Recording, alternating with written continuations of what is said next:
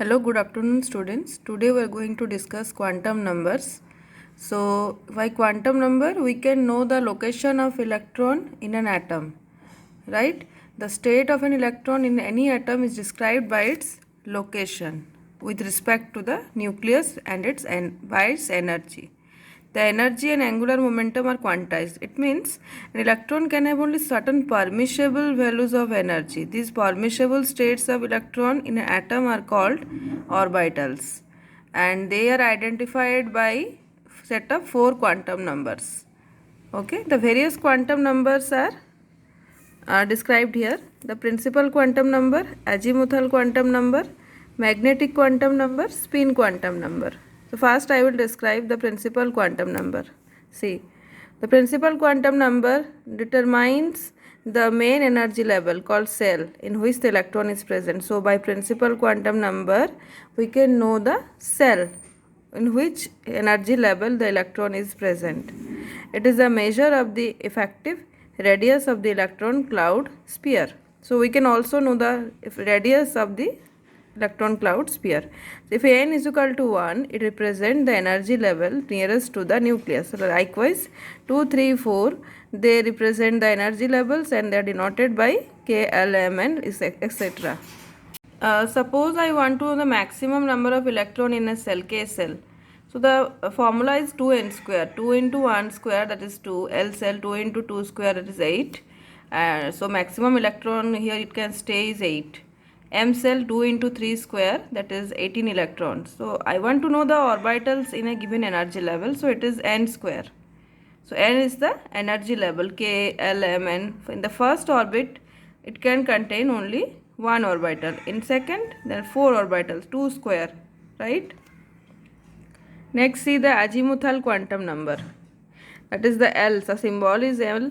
It describes the shape of the subcell in which the electron resides. So the subcell in which the electron resides, it describes its shape and it is represented by L, right? It can have only positive integral values from 0 to n minus 1. So n being the principal quantum number. So it has the following values from 0 to n minus 1. Each value of L corresponds to the energy of the subcell in which the electron is located. So each value of L, it corresponds to which subcell the electron belongs. The subcells are designated as S, P, D, F depending on the value of L. If L is equal to 0, its representation is S. If L is equal to 1, its representation is P. So likewise you can write. The subcells are denoted by writing the value of N. 1, 2, 3. Followed by the designation for the value of L. So first the principal quantum number will be written, then it is written the value of L. So one example I have taken, the orbital for which n is equal to 2, L is equal to 1 is denoted as 2p. So 2 is here principal quantum number and p is here the azimuthal quantum number. P, it is L equal to 1, right? For n is equal to 1, L is equal to 0. So how did it come? So you use the formula 0 to n minus 1. So I am doing, you see. So here L is equal to 0 to n minus 1. Okay. So you put here 1, 1 minus 1, 0. So you are getting only one value, that is 1s. N is equal to 2, L equal to 0 and 1. So here L is 0, 1 because you get 0 here and N in its place you write 2. So 0, 1. 2 values you will get. Likewise 2s, 2p.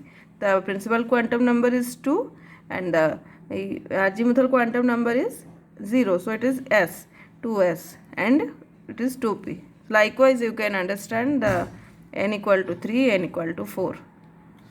Next, see magnetic quantum number. The magnetic quantum number determines the orientation of the orbitals in space. So how they are oriented in the space, that is described by magnetic quantum number. It is represented by m. The magnetic quantum number can have all integral values from minus L to plus L through 0. For a given value of L, there are 2L plus 1 values of M. So see, minus L, minus L plus 1, minus L plus 2, minus 3, minus 2, minus 1, 0, 1, 2, 3. Likewise, you can write the M values.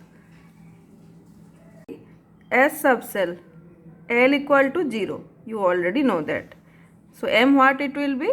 Minus L to 0 to plus L. So you put there in a place of L 0. So you will get M is equal to 0. Next P subcell. Here L is equal to 1.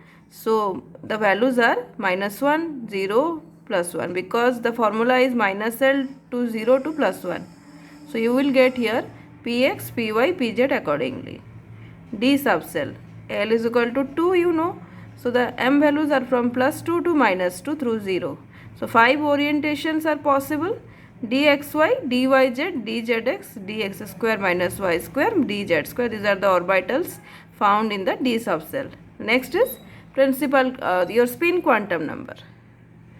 The electron in an atom revolves around the nucleus, you know, and it spins about its own axis also. This rotation about its own axis is represented by the spin quantum number. It is denoted by S and can have only two values for an electron, that is plus up and minus up. So anti-clockwise it is minus up, for clockwise it is plus up.